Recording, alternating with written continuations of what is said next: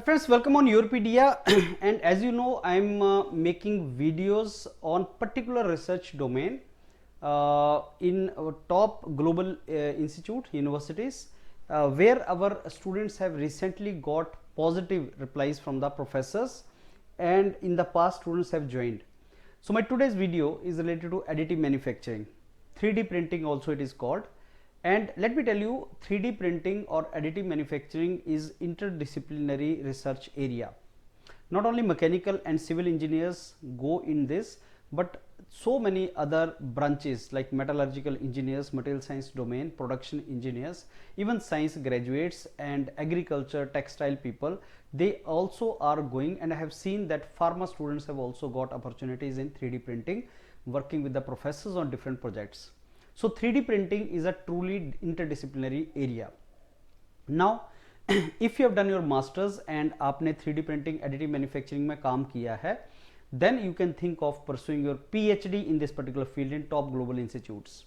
But if you are graduate and you are looking for direct PhD opportunities and you are in the process of doing project on 3D printing, या आपने 3D printing पे project किया है and you are looking for direct PhD opportunities, this video will be relevant for you.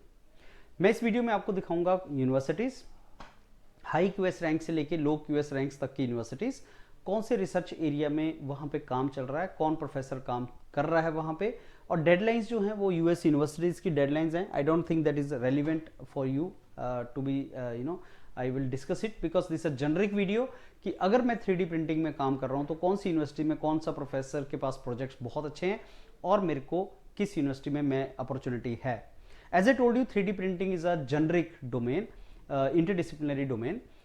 That means if you are from pharma background, you will see some different professor. If you are from mechanical engineering background, then professor will be using 3D printing for something different. If you are civil engineer, then 3D printing may be used for construction work and उसका ambit अलग होगा.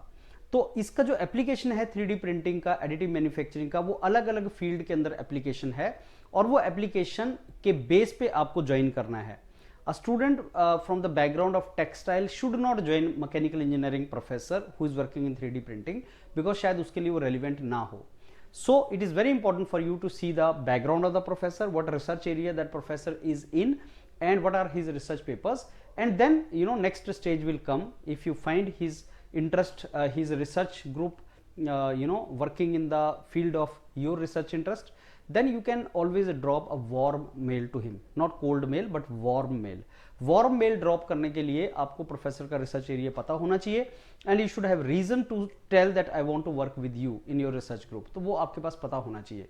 तो warm mail हम उनको drop करें and once we drop the warm mail to them and we get the response, accordingly we can think of applying. Let me now show you some of the universities. So this is University of California, Cornell University, Columbia University, University of California. ये इनके QS ranks दिए हैं. So the QS rank, as I told you friends, we are giving you QS ranks very high, within 25, within 50, within 100 to within 500 to within 1000. और ये सारे QS ranks एक और मैं तुम्हें बात बता दूं, late QS rank is not the only criteria. अगर मैं तुम्हें बोलूं कि this is QS rank 400 and this university में QS rank is 40, so 40 QS rank में PhD करना will be better than 400. It is not always that way. I mean there may be the chance that very good professor and very good research work is going on in university जिसका QS rank कम है. तो आपको जब PhD के लिए आप opportunities देखें तो आपको प्रोफेसर एंड उसका रिसर्च वर्क देखना बहुत ज्यादा इंपॉर्टेंट है. एंड प्रोफेसर भी आपको PhD में एडमिशन तभी देगा जब आपका रिसर्च वर्क भी उससे मैच करता है. अगर आप MS के लिए जा रहे हैं तब भी सिमिलर है. अगर आप BTech के बाद MS अपॉर्चुनिटीज एक्सप्लोर कर रहे हैं तो आपको ये देखना है कि मैं इस प्रोफेसर के पास काम करूं, ये मेरे रिसर्च से रिलेटेड फील्ड में काम कर रहा है. MS और PhD में डिफरेंस कहां पे आता है? अगर आप MS के लिए किसी प्रोफेसर को अप्रोच कर रहे हैं, वार्म मेल उसमें भी करना पड़ता है. अगर आप किसी प्रोफेसर को MS के लिए अप्रोच कर रहे हैं तो वो आपसे बहुत ज्यादा एक्सटेंसिव रिसर्च एक्सपीरियंस या रिसर्च बैकग्राउंड नहीं मांगता. वो आपसे रिसर्च इंटरेस्ट मांगता है, रिसर्च एक्सपीरियंस नहीं मांगता. लेकिन अगर आप PhD के लिए जा रहे हैं तो रिसर्च इंटरेस्ट के साथ साथ वो रिसर्च एक्सपीरियंस भी मांगता है. तो this is the main difference when you approach some professor for MS program and for PhD program. अब आपका अगर रिसर्च इंटरेस्ट 3D प्रिंटिंग में है तब आप किसी प्रोफेसर का प्रोफाइल को देखेंगे एंड फिर डिसाइड करेंगे हाँ मैं इसके साथ काम करना चाहता हूं, इसके रिसर्च ग्रुप में काम करना चाहता हूं as MS student, and then you will approach him. So friends, these are the university we have taken, like University of Alabama, Texas Tech University, या Louisiana State University, या Stephen Institute of Technology, या University of South Carolina. तो ये वो universities हैं जिनका QS rank अच्छा नहीं है, but you must have seen the students which actually have got selected, and you have interacted with these students. They are doing wonderful good work in that. Even Texas Tech University जिसका QS rank आपका very करता है, QS rank आपका इसका बहुत high नहीं है, but still students are getting fully funded direct PhD opportunities in this, fully funded direct PhD opportunities in universities के अंदर है. तो सोचो, जो स्टूडेंट आप में से जो इंडिया के स्टूडेंट हैं जो इन यूनिवर्सिटीज में ज्वाइन करना चाहते हैं, अगर आप ऑर्डिनरी कॉलेज से हैं और आप देख रहे हैं मेरे को यूएस जाना है, फुली फंडेड PhD प्रोग्राम के लिए जाना है, तो these universities are very good, you can think of joining these universities. Similarly university of Alabama हुआ, Louisiana state university, Texas tech university, Steven institute of technology, university of South Carolina, ये सारी लो QS ranked universities हैं, लेकिन इनके अंदर भी research group में काम अच्छा होता है. सो अगर मैं यहीं से स्टार्ट करूं तो एडिटिव मैन्युफैक्चरिंग में इन यूनिवर्सिटीज में जो काम चल रहा है, पहले मैं यूनिवर्सिटीज का आपको बता दूं, फिर उसके बाद फ्रेंड्स 200 से 500 की रेंज में जो यूनिवर्सिटीज हैं, अभी ये वो यूनिवर्सिटीज हैं, ओहियो स्टेट यूनिवर्सिटी या university of Massachusetts Amsterdam, so Virginia Tech university, Washington state university, Iowa state university, ये वो यूनिवर्सिटीज हैं तो आप बोल सकते हो कि IITs की लीग की यूनिवर्सिटीज हैं. IITs का रैंक कुछ ऐसा है, but that means they are good universities, आप इनमें अप्लाई करने की सोच सकते हैं. And then comes really good university जिनका QS रैंक अच्छा है, 50 से 100 के बीच में है. कार्नेजी मेलन यूनिवर्सिटी हो गया, ड्यूक यूनिवर्सिटी हो गया, पेन स्टेट हो गया, ये अच्छी QS रैंक वाली यूनिवर्सिटीज हैं और पहली 50 के अंदर जो यूनिवर्सिटीज हैं. यूनिवर्सिटी ऑफ कैलिफोर्निया बर्कले हो गया, Cornell, Columbia University, University of California LA, तो New York university, these are really good QS ranked universities.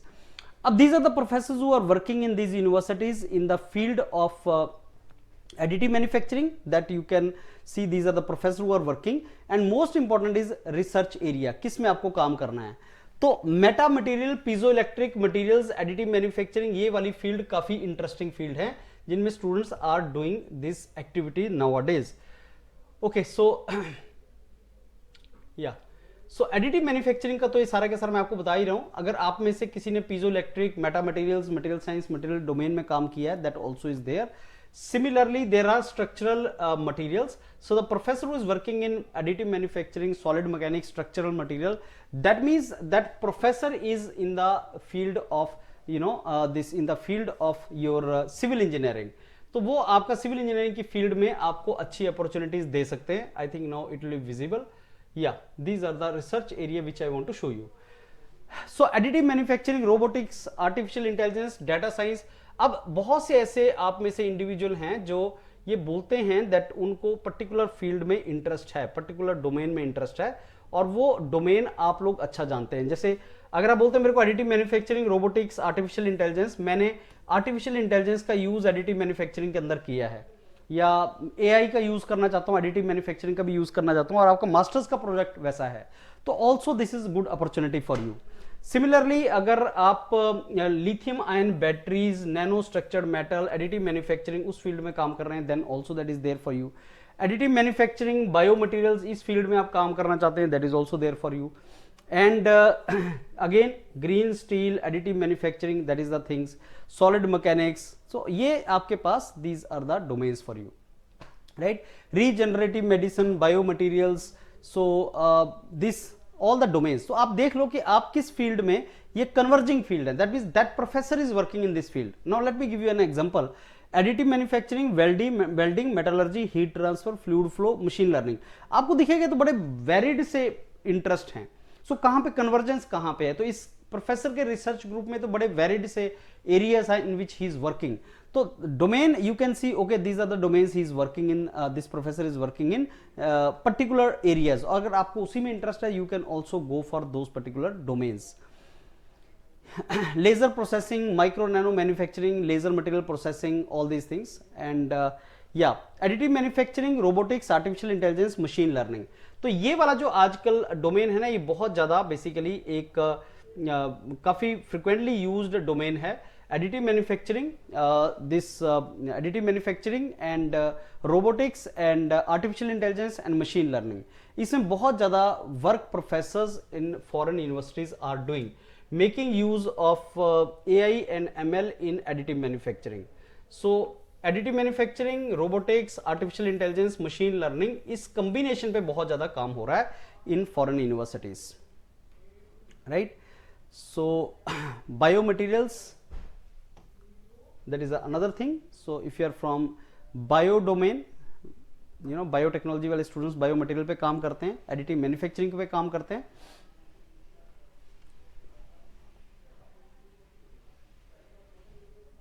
Okay, so these are some of the areas, friends. So if you are from a background of mechanical engineering, civil engineering, biomaterials, biotech domain, or from metallurgy or production background or textile, agriculture, तो आप pharma, आपको अपना domain देख के then you are to decide which area you want to go.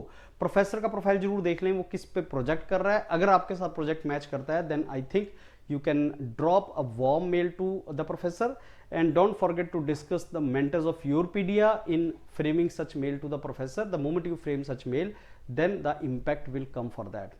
I hope you understood the point, friends. So additive manufacturing is a great opportunity for foreign education, and in case you are interested for that, you can proceed forward. All the very best, friends. Thank you.